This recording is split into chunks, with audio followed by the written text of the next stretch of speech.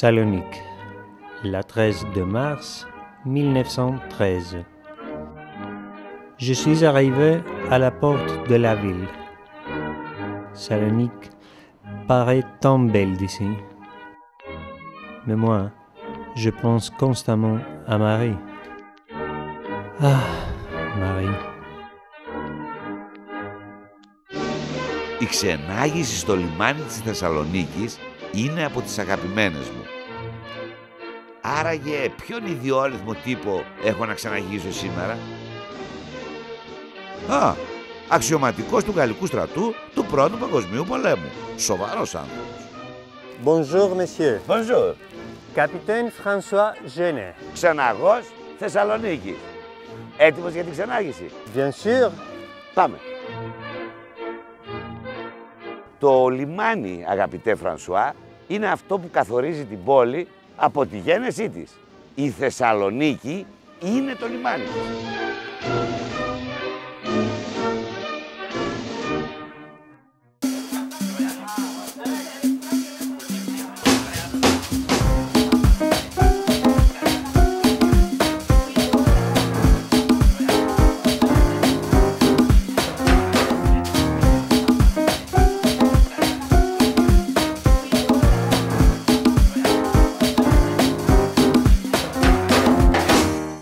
Ο Κάσανδρος, ο γαμπρός του Μεγαλέξανδρου, ίδρυσε την πόλη και την ονόμασε προς τιμήν της γυναίκας του Θεσσαλονίκη.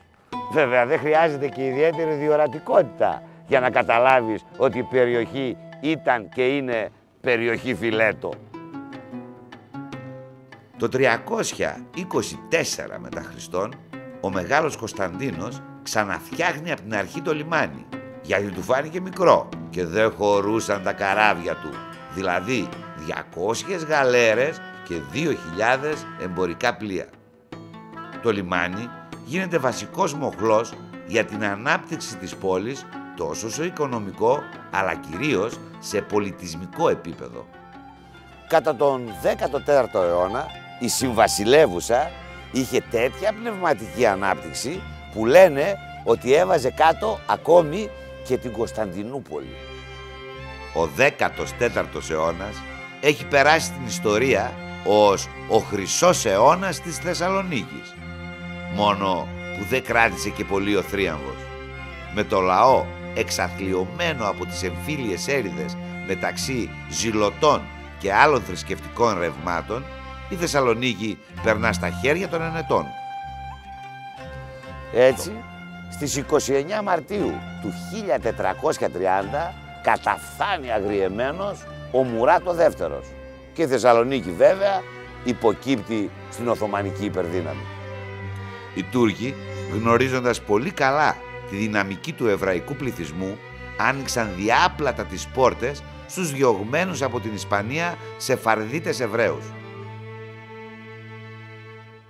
Και φτάνουμε αισίως στα τέλη του 19ου αιώνα. Ολόκληρη η Ανατολική Μεσόγειος είναι ένα εργοτάξιο. Από τη μία η διψασμένη για νέα οικονομικά ανοίγματα Ευρώπη και από την άλλη οι νέες αγορές στην Ανατολή.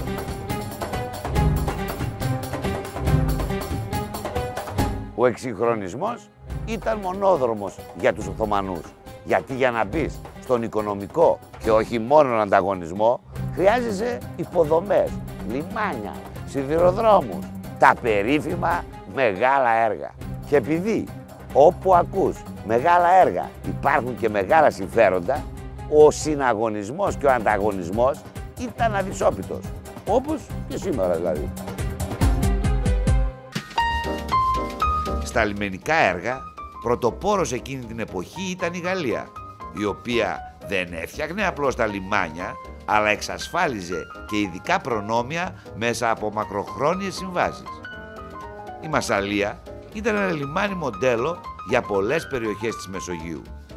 Το 1888, μια γαλλική εταιρεία λοιπόν, με ανάδοχο τον Εντμόν Μπαρτιζόλ, αναλαμβάνει τον εξυγχρονισμό των λιμενικών υποδομών.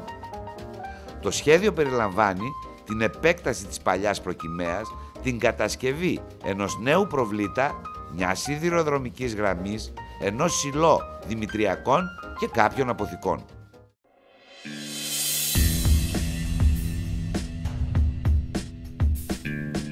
Αυτό είναι το παλιό τελωνείο ή όπως το γνωρίζουμε πλέον όλοι, ο επιβατικός σταθμός.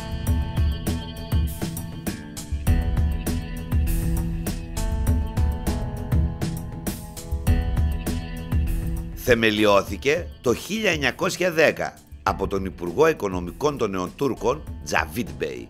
Ολοκληρώθηκε το 1912. Δεν είναι απλώς ένα ιστορικό κτίριο, είναι ένα μνημείο αρχιτεκτονικής. Είναι επιβλητικό, εκλεκτικιστικό, με γαλλικές επιρροές και νεοαναγεννησιακό στυλ.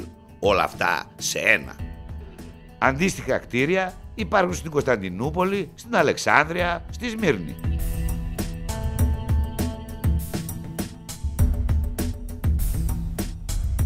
Το μέγαρο του τελωνείου χρησιμοποιήθηκε για πρώτη φορά στη Θεσσαλονίκη ένα από τα πιο διάσημα και πιο παρεξηγημένα υλικά του 20ου αιώνα, το μπετόν αρμέ. Το κτίριο όμως αυτό είναι η ζωντανή απόδειξη ότι ακόμη και με το μπετόν αρμέ μπορείς να φτιάξεις αριστουργήματα.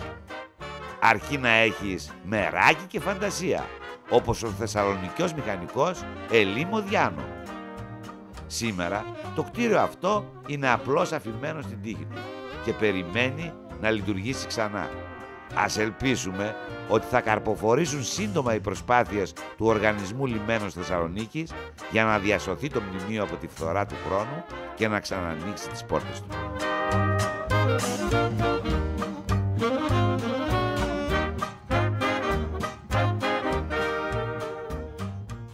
Με την ολοκλήρωση του τελωνείου το 1912 έρχεται και η απελευθέρωση και η πόλη γίνεται ελληνική και φυσικά και το λιμάνι της.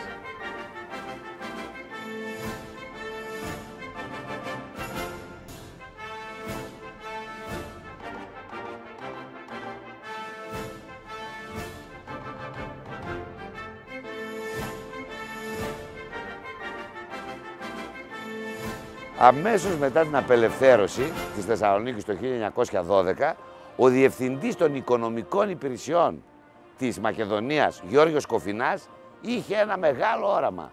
Να δημιουργήσει μια ελεύθερη οικονομική ζώνη με βιομηχανία, μεταποίηση και εμπόριο χωρίς δασμούς. Αυτό που λέμε σήμερα offshore. Πρώτος ο Γιώργος Κοφινάς, εδώ στο λιμάνι της Θεσσαλονίκης, προσπάθησε να το κάνει. Δυστυχώς, το μεγαλόπνοο σχέδιό του έμεινε μετέωρο και εφαρμόστηκε σε πολύ μικρή κλίμακα. Έχεις ακούσει Μεσχέ Φρανσουά για τη Σαμπίνη στα παιδιά που διώξανε το βασιλιά? Έχεις ακούσει για την άγρια κόντρα του Βενιζέλου με τον βασιλέα Κωνσταντίνο? Υπερίσχυσε ο Βενιζέλος και τα πολυεθνικά και πολύχρωμα συμμαχικά στρατεύματα της Αντάρ γέμισαν το λιμάνι και τη Θεσσαλονίκη. Άγγλοι, Γάλλοι, Ινδοί, Σενεγαλέζοι, μέχρι και Βιετναμέζοι δίνουν χρώμα και ζωή στην πόλη και ιδιαίτερα στα καφέ και στα καμπαρέ της παραλίας.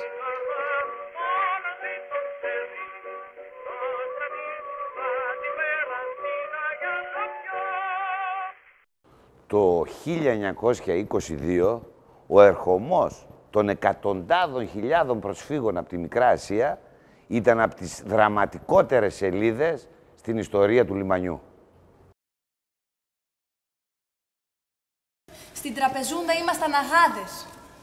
Και εδώ πέρα ξεριζωθήκαμε. Εγώ να σου πω την αλήθεια, τα έχω κρατήσει και τα χαρτιά και τα συμβόλαια του σπιτιού. Μια μέρα να το δεις, θα γυρίσουμε. Εμείς δεν έχουμε που να γυρίσουμε. Τα σπίτια μας όλα τα κάψανε. Όταν μπήκα στη βάρκα γύρισα και κοίταξα. Ήταν ήλιο βασίλεμα. Και είδα τη Σμύρνη να καίγεται. Οι ακτίνες του ήλιου κοκκίνιζαν από τον καπνό και εγώ έτσι φαντάστηκα ότι είναι το αίμα των ανθρώπων που φαίνεται εκεί. Αχ, Σμύρνη μου. Δεν θα σε ξαναδώ ποτέ πια. Τι έγινε, Αχιλλέα? Βρήκες να εργαστείς? Τι να βρω, αστείευεσαι? Τίποτα. Μου λες όμως που θα πάει αυτό? Εγώ δεν βρίσκω δουλειά και αυτοί νομίζουν ότι θα τους φάμε τις δουλειές επειδή λέει είμαστε φθηνό εργατικό. Εσύ χαρίκλειά μου ακόμα να βρεις δουλειά. Εγώ στον τόπο μου έπλεκα δαντέλα και το πέρα ράβω και μπαλώνω ότι μου δίνουνε. Μας κλείνουν τις πόρτες. Δεν μας θέλουνε, παιδί μου. Πρόσφυγες, πρόστιχες μας λένε. Και όχι μόνο. Παλιότουρκους, παλιοβενιζελικούς, τουρκόσπορους. Δεν είναι όλοι έτσι. Το αφεντικό του άντρα μου είπε πως θα μας βαφτίσει το παιδί. Θα το δείτε, μια μέρα όλοι ένα θα γίνουμε. Όλοι ένα. Ντιλί, ντιλί, ντιλί, ντιλί το καντήλι που έφεγγε και κένταγε η κόρη το μαντήλι. Στον τόπο μας δεν κάναμε χωρίς τραγούδι. Δεν περνούσε ούτε μια μέρα που να δουλεύαμε χωρίς τραγούδι. Και ο ποτικός και πήρε το φυτίλι. Εδώ σε αυτό το σημείο που αναπτύσσεται το σύγχρονο λιμάνι ήταν κάτι άλλο πριν 100 χρόνια. Ήταν ένας παράδεισος. Ήταν ο κήπος του Μπέχ Τσινάρ, τα 5 πλατάνια. Για πολλές γενιές Θεσσαλονικαίων, ο κήπος αυτός ήταν συνώνυμος με τη διασκέδαση και την ξεκούραση.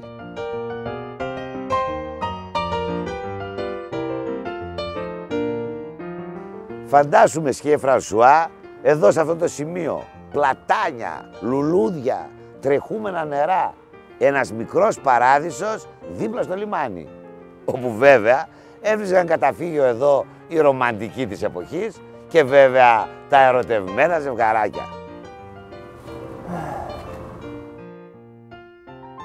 Στα χρόνια του Μεσοπολέμου, με το κύμα των χιλιάδων προσφύγων και την αύξηση του πληθυσμού, το λιμάνι έζησε έντονους ρυθμούς ανάπτυξης.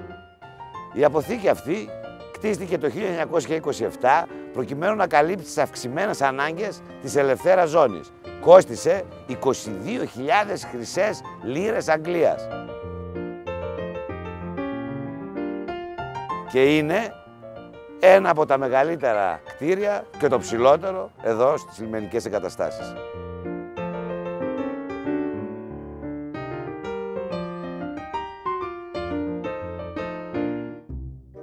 Και φτάνουμε στον Δεύτερο Παγκόσμιο Πόλεμο. Τη νύχτα πριν μπουν οι Γερμανοί στη Θεσσαλονίκη, τον Απρίλιο του 1941, αυτή η νύχτα έμεινε στην ιστορία της πόλης και του λιμανιού ως η νύχτα του Μεγάλου Πιάτσικου. Μπροστά στην επερχόμενη απειλή της γερμανικής κατοχής, οι Θεσσαλονικείς κατεβαίνουν μέσα στα άγρια μεσάνυχτα στο λιμάνι για να προλάβουν να πάρουν τρόφιμα από τις αποθήκες της ελευθέρας ζώνης. Κάποια στιγμή ακούγονται οι πυροβολισμοί και το λιμάνι αδειάζει άρον-άρον. Και έμειναν λιμάνια και αποθήκες να χάσκουν λαιλατημένες και στους δρόμους παρατημένα σακιά, βαρέλια και τενεκέδες, θυμάται ο συγγραφέας Λεωνίδας Ζησιάδης.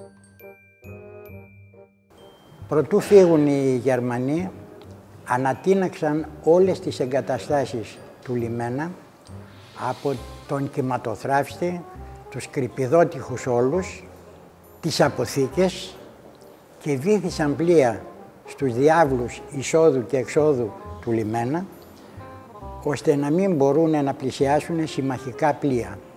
Επίσης, βύθισαν πολλά πλοία μέχρι το Λευκό Πύργο, σε όλο το μήκος της παλαιάς παραλίας, και αν κάποιος κοιτούσε από την παλαιά παραλία θα έβλεπε κατάρθια και φουγάρα να εξέχουν από τη θάλασσα. Με τη βοήθεια της Αγγλικής Αποστολής αρχίζει το 1945 η επισκευή των εγκαταστάσεων. Τα πρώτα φορτία που έφτασαν στο λιμάνι μετά την κατοχή ήταν η συμμαχική βοήθεια της UNRWA και του σχεδίου Μάρσαλ. Χρειάστηκαν όμως 10 ολόκληρα χρόνια για να ξανακερδίσει η λιμενική κίνηση τα παλιά της μεγαλεία. Για πολύ καιρό στο λιμάνι επικρατούσε εμπορική άπνοια. Τα κεφάλαια μεσταναστεύουν στην Αθήνα. Ο ρυθμός της ζωής επιβραδύνεται. Η Θεσσαλονίκη αποκοιμάται και το σχέδιο Μάρσαλ δεν κατορθώνει να την αφυπνίσει. Γράφει προφητικά στη Γαλλική Λεμόν το 1951 ο δημοσιογράφος Ζορζ Πανσενιέ. Μετά από τη δεκαετία του 50 και περισσότερο του 60, το λιμάνι επεκτάθηκε με την κατασκευή νέων προβληπτών, όπως ήταν ο τρίτος και εν συνεχεία ο τέταρτος και ο πέμπτος προβλήτας, αλλά αυτά γίνανε πολύ αργότερα, μέχρι τη δεκαετία του 60 και του 70. Βρισκόμαστε στον Α προβλήτα, ο οποίος εδώ κάποτε πλευρίζαν όλα τα καράβια που ξεφορτώνανε από τα νησιά μας λάδια, φρούτα και καπνά που πέραν από το 4 ντοκ, οι λιμενεργάτες με τα σαμάρια που τα ξεφορτώνανε. Εκείνα τα χρόνια το μεγαλύτερο μέρος των εργασιών γινόταν χειρονακτικά. Πολύ λίγα μέσα μηχανικά υπήρχαν. Τα κάρα είχαν τον κύριο λόγο την εποχή εκείνη. Και εδώ είναι οι στάβλοι, οι οποίοι μετράνε έναν αιώνα ζωής. Εδώ στιβαζότανε χιλιάδες ζώα από όλα τα Βαλκάνια, προκειμένου να μεταφερθούν στις αγορές που είχαν λιμάνι στη Μεσόγειο. Από τα Βαλκάνια στη Μεσόγειο για κρέας. Το 1963 ήρθα για πρώτη φορά στον χώρο του λιμένος, γιατί κατεβάζαν κάποια ζώα και ήταν κάποιος συγγενής μου. Και είδα το τι γίνονταν μέσα στο στάβλος. Τα ζώα όταν τα φέρνανε, τα κατεβάζανε στο 11 ντοκ και τα πιέζανε να πηγαίνουν μέσα στο στάβλος. Μιλάμε για μουσχάρια, πρόβατα, να έρχονται καράβια. Από το 1970 και μετά, σιγά σιγά άρχισαν να εγκαταλείπονται οι στάβλοι. Βλέπεις, με την διάδοση των φορτηγών ψυγείων, έπαψε πλέον να είναι απαραίτητο να ταξιδεύουν ζωντανά τα ζώα στο προορισμό τους και ταξιδεύανε έτοιμα προς βρώση.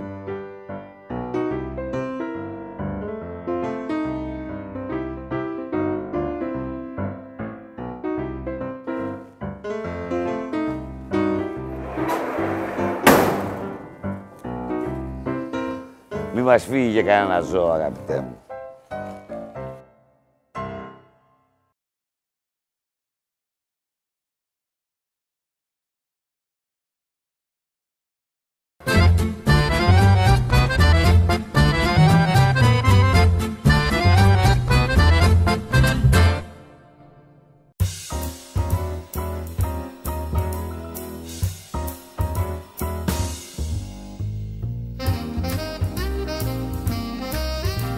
Τα κτίρια έχουν χαρακτηριστεί ως μνημεία και περιμένουν να έχουν την ίδια τύχη με την αναπαλαίωση και αποκατάσταση των παλιών αποθηκών στον πρώτο προβλήτα με αφορμή την πολιτιστική πρωτεύουσα της Ευρώπης το 1997. Μέχρι τότε ο χώρος αυτός ήταν σκοτεινός και έρημος. Ευτυχώς η εικόνα άλλαξε. Οι παλιές αποθήκες έχουν μετατραπεί σε φωτεινούς χώρους πολιτισμού.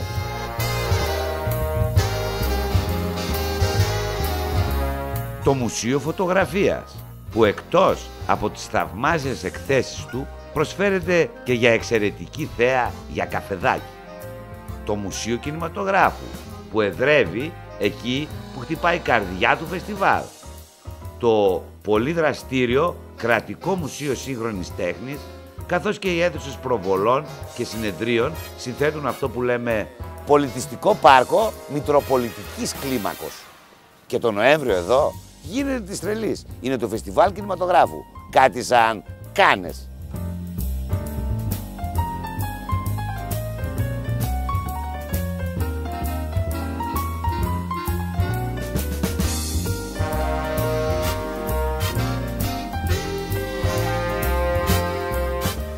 Έχουμε λοιπόν ένα λιμάνι γεμάτο ζωή.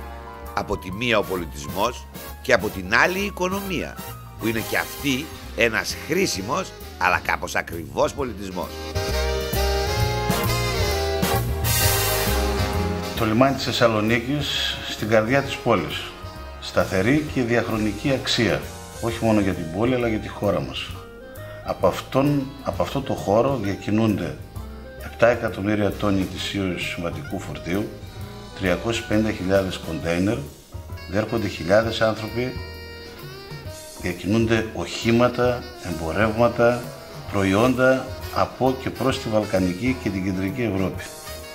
Ένα σημαντικό εργαλείο για την ανάπτυξη της περιοχής, ένα σημαντικό εργαλείο για την ανάπτυξη της χώρας, με υψηλή παροχή υπηρεσιών, με μεγάλη κερδοφορία τη χρονιά που μας πέρασε αλλά και τη χρονιά που μας έρχεται, και όλα αυτά δείχνουν ότι αξίζει τον κόπο η προσοχή του κράτους, των επενδυτών, της χώρας να είναι ακόμα μεγαλύτερη, γιατί πραγματικά μπορεί να αποτελέσει τον πυλώνα της ανάπτυξης ευρύτερης περιοχής της Βόρειας Ελλάδας.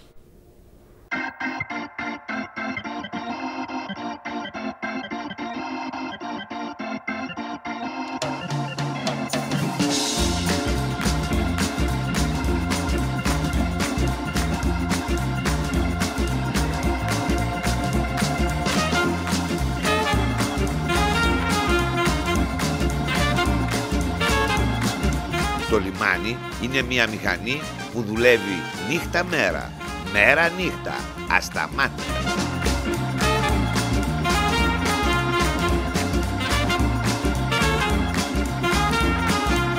Όπως καταλαβαίνουμε όλοι, το λιμάνι της Θεσσαλονίκης, πάνω από 2.000 χρόνια τώρα, είναι μια πύλη στον κόσμο, αλλά και μια πύλη στο αύριο.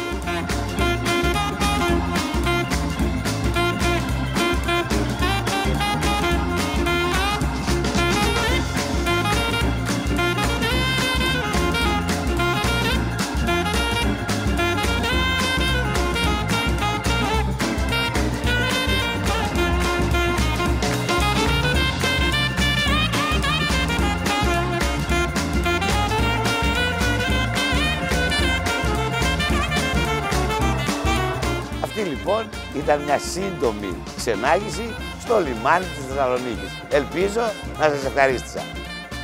Merci beaucoup. Au revoir και να μας ξανάρθετε.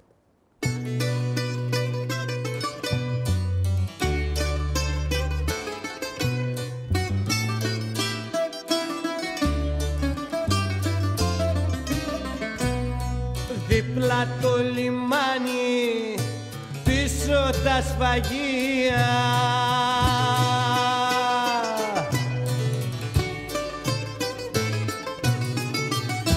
πέρα στην πλατεία άδεια καφενεία,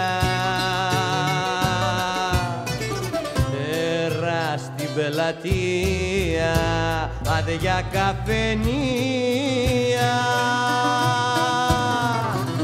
Όλη μέρα μπρος μου ο σταθμός των τρένων, αλφάμι στην πύλη κέντρο διερχομένων,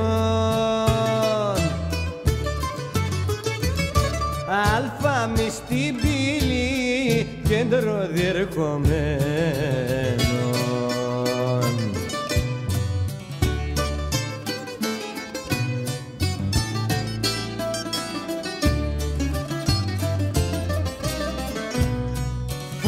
Λεωφορεία φεύγουν μες στη σκόνη,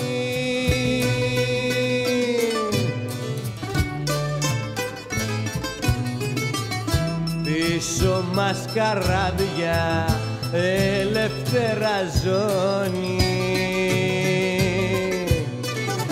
πίσω μας καράβια ελεύθερα ζώνη. Μαύρο καλντερίμι, κόκκινο φουστάνι, στα φαγητά φράγκα κίνο το τσογλάνι, στα φαγητά φράγκα κίνο το τσογλάνι.